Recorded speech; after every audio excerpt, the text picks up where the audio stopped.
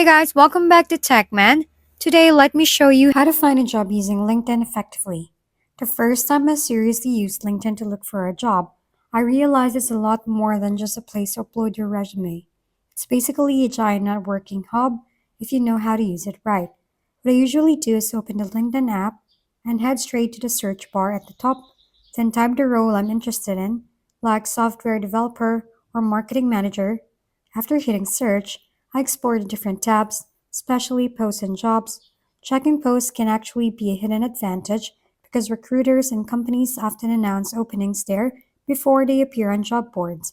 I like sorting results by latest and filtering by past 24 hours or past week, which helps me find fresh opportunities instead of outdated listings. You can also filter by location, remote work, or hybrid roles depending on what you want. Once I find something interesting, I'll either apply directly or connect with the recruiter. Honestly, a quick message and a strong profile can sometimes open doors faster than a traditional application. If we've been helpful, kindly give us a thumbs up and don't forget to hit the subscribe and bell button for more contents.